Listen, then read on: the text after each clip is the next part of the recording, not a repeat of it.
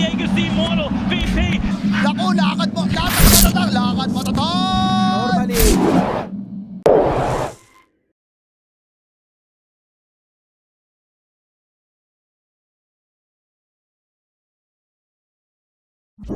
Portal, you have the birds to meet you there. It's very difficult to actually team fight and conduct a clean team fight when there is that extra. This is a very lackluster lane. He really shouldn't get all too shut out.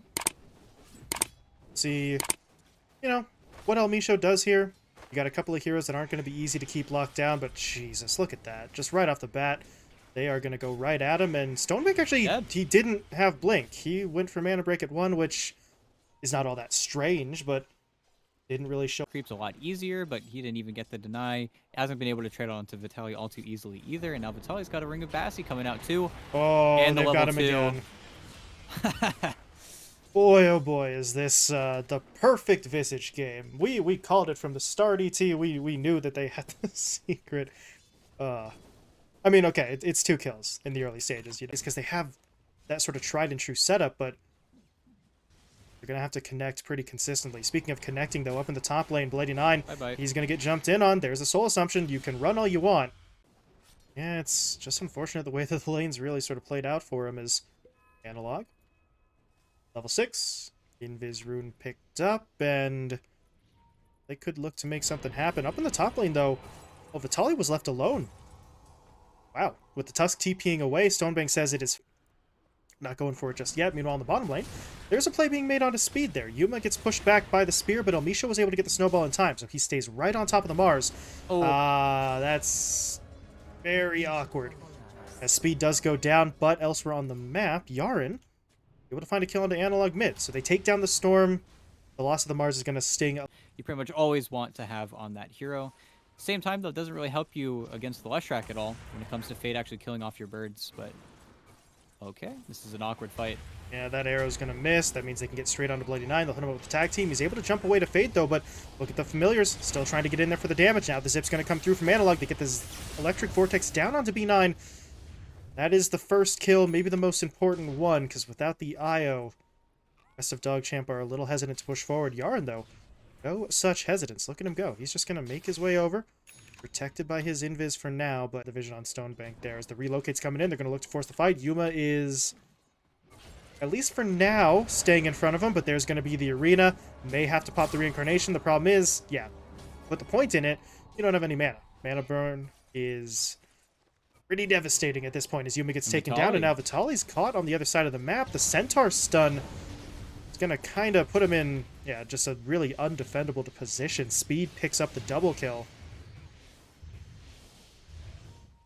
And do they get the birds? No, they don't. To claim this bottom tower with it, which is interesting. They have no idea that Hokori are not set up at all, but with the TPN, if they kill B9 early, oh, this could get really awkward. Gotta get that kill. The relocate is timing down. They will take him out.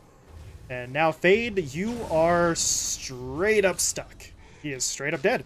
Double kill for Analog, and Yaren was standing under a sentry ward as well, so they know he's still here. El Misho tries to sort of get a cutoff angle. Instead, takes a spear and an arrow to a face, or to the face, and he'll be taken down. So that's a bit unfortunate for the trailer on that play. Soon here. Oh, if they kill Speed Bottom, don't let it All by happen. himself, can't blink away. There's the vortex to pull him in. The birds are coming over, looking for the stuns. And yep, they're gonna find it. Garda kind of sneaks in the kill there between Vitaly and Analog, a bit further forward for them to actually have a shot at this. But now the creep wave's up to the tower, so they're going to go for it. There's Fade getting jumped in on, but it's just a fake out. They want Blady9 instead. They take the IO away. The relocate is gone. Speed, though, was able to get himself in there with a TP, but the arena's there. The spear is not. Not able to really connect with that. El Misho is going to have to just try and walk away, but with Yaren getting that far forward, they're just going to quickly turn around. The Soul Assumption nets him a kill. And Stonebank, do you really want to... Well, he's going to get in there. Goes for the Mana Void. Not enough for the kill. And now, with the Mana Void gone, Analog says it's my time. Pushes in. Stonebank taken down. That was the wrong call. Now DogChamp are just looking to get anyone out of here that they still can. But Speed, well, he is getting tracked down. He'll buy some time with the Rebuke. Vitaly, though, continues to chase. Yuma comes in, looking for the stun. B9, though, has respawned. He's able to get back in. Tether on Speed is going to start healing him up. Do they really want to keep this fight going, though? They got the Yules onto the Storm Spirit, but At this point, it really doesn't feel like they're able to fully commit for a second round of fight. Its own big benefit, especially once he finishes this deso. It's the big risk of where if DogChamp ever lose a team fight on their side of the map, you can certainly see them look to roll buildings, but they want a Yule start. They'd love to find Almicho, and they will. Onto the Tusk. They'll blow him up quickly. Analog pops the BKB, tries to push his way forward as Stonebank would be the target for them, but they're not able to lock him down. He blinks himself out, so now... Oh, now where do they actually go? They're trying to sort of hold the high ground here and regroup, but DogChamp are not just yet, but this is a huge timing for Hokori. With the glyph already committed, there's no real way for DogChamp to push you off aside from killing you. It's where I think they've really hit their stride here, and unfortunately DogChamp don't have anything to really return it. You love that Ag Shard, you love anything Arena, but... Okay. Get the play under the Visage, but look at that snowball. He's just waiting to see if he even needs to pull Vitaly in, and he doesn't. They're just going to hold on. Bloody Nine taken down. Yarn did as well. Stonebank tries to sneak in on the backline, but he now has to blink away. He has no HP in the Storm. Just going to zip right after him. Looking for the kill. Stonebank actually reflects the Vortex. Nifty play, but it's all in the service of getting Stonebank out of the fight. He was not going to be able to contribute anything in terms of damage, and now back in the base...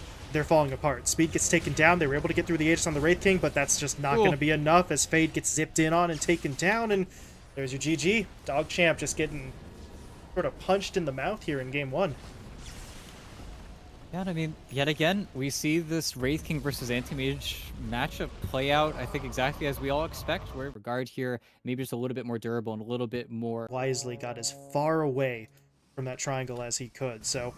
There's going to be an engagement. It'll be on this River Rune. That's a nice Illuminate to start things off, but now they're starting to stack up the stuns on Bloody Nine. The problem is, they don't really have much damage here, and now Gardick's the one who's going to get turned on, and not sure if he makes it out. Almicho, that's a nifty bushwhack, but the Illuminate is not enough by itself. B9 comes in with the Aphotic Shield pop. He'll find the kill. The tower shots don't bring him down. And in the most convoluted... And it might just look for the small camp pretty soon here. The wave is really far up from Stonebank. Meanwhile, up in the top lane, Speed just willing to get right up into the faces of this Hokori duo. He's got Chain, he's got Reactive Armor, so he knows there's not a whole lot that can be done to him. Even if Yuma does hit with this Pounce, the only significant forms of damage Yuma can do is right-clicking and... Specifically, B9 has to buy over for Stonebank, because he's not going to buy regen on Medusa. Yeah, not exactly part of the usual build-up here for your Medusa, so...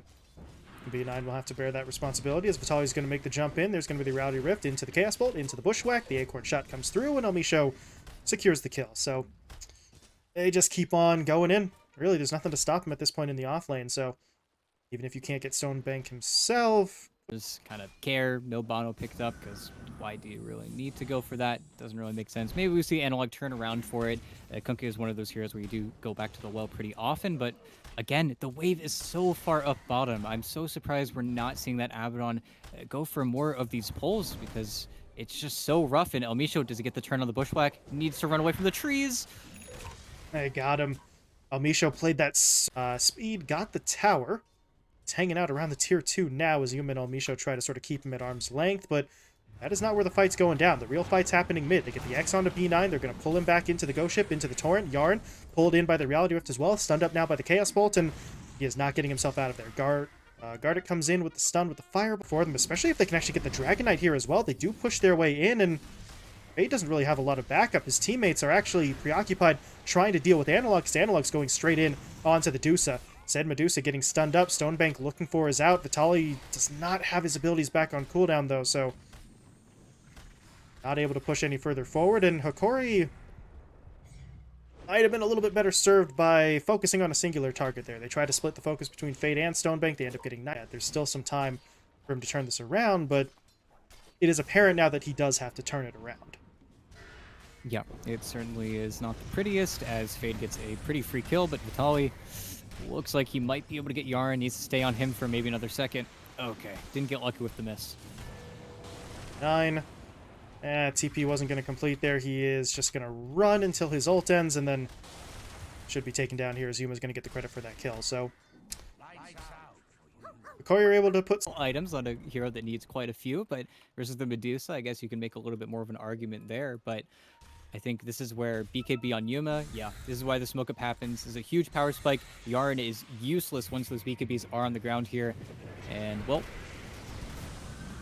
Quick and easy first kill. Can they find any more? Speed jumps to the high ground. Fade able to blink himself in. He goes for the stun, but this is getting a little bit broken up. They're not picking a target. They did get Analog pretty low initially, but they're not able to continue the aggression onto him. So instead they go for El Misho. That's a kill that they get, but it comes at a cost. Fade caught on the back line, pulled back into the fight. B9 pretty much in the same position as Vitaly gets him up with that reality rift. So now Speed, he's fighting up all by himself, and they're just going to burn through him slowly but surely.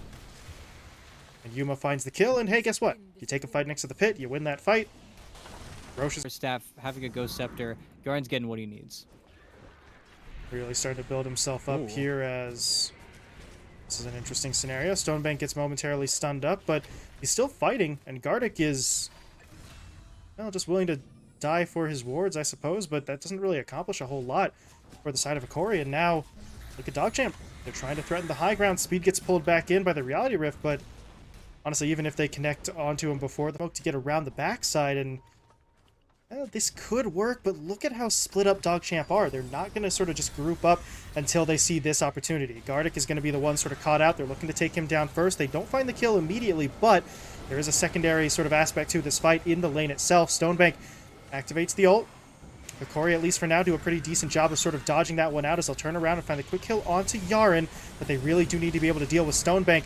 Now that he's used that ult, can they get in onto him? Right now, not entirely clear. They're burning through the mana shield at an okay rate, but, well, it's starting to get a little bit complicated because now, yeah, they're starting to run out of health. There's going to be one down as Vitaly falls. Analog has to fall back. Buybacks, though, are starting to come out from both sides. Vitaly's going to use one.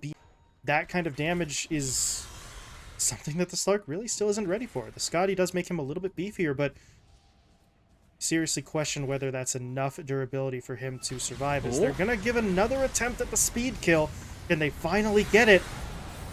No, Ghost Ship is going to come through. They have the stun. They finally have the kill. Stonebank now is actually getting caught up in the Torrent Storm as Analog was able to grab an Aghanim Scepter of his own, so this might be doable. Yuma now going to jump back in. Bloody 9 has his ult activated as Yuma's trying to dish out as much damage as he can, but this is still an awkward spot on the low ground, so he uses the spider legs to regroup. That means they're able to get onto El Misho in exchange, and they will find that quick kill onto the Hoodwink, but your Hokori, and for a second round, Yuma's going to push his way in. B9 would be a quick and easy kill, but with 4 heroes there, where is Yuma's backup? The rest of the team just sort of went away, and now Yuma's on the run, trying to get into the tree line. Spider Leg's coming back up, so he should be okay to fall back, and now the reinforcements will arrive. Vitaly gets in for the snipe, but now he's stunned up. Yuma's got to come back in to defend his buddy, but even if he does, Vitaly was still too low. They'll find that kill. This is just getting so strange. Analog, meanwhile, with Gardic, is still all the way up that bottom lane around the tier 2 tower, so Yuma's just going to be forced to back away, and I don't know if the whole team... The smoke, but... X goes down onto him, so the Hoodwink has been caught. The Hoodwink will go down. Did have buyback available, though, so Hokori are going to be able to get him back up and into this fight, but right now, Vitaly stop as if Hokori killed him. Here's the buyback. There's the Ghost Ship fleet coming into play. The Tidal Wave is going to come through as well, actually, to pull them back in, but where's the damage? That is what they need right now, trying to push their way forward, but Stonebank able to activate the Stone Gaze. That's going to push everyone away. Hokori trying to fall back and regroup. They've already lost one tier 1 tower, or excuse me, tier 4 tower, and Yuma, okay, pops the ult. He's going to try to keep fighting, but he needs to fall back and heal up. While he does so, however, Vitaly is going to be forced to sort of press in here and do this by himself. He doesn't have the damage for it, though, as DogChamp, they just keep on going. Stonebank's going to stand in the middle of all of this. He takes down El Misho. Vitaly will now die as well, and Hokori are really going to start running out of gas as Yuma tries to jump on the back line, doesn't have the damage to kill anyone. They'll take him down. He doesn't have buyback. That really should be the end of it. The rest of Hokori are going to get cleaned up here, and the GG will be called as DogChamp finish it off. Oh, man. Speed. The stand-in of the ages for DogChamp. I feel like he really was the one to carry this game.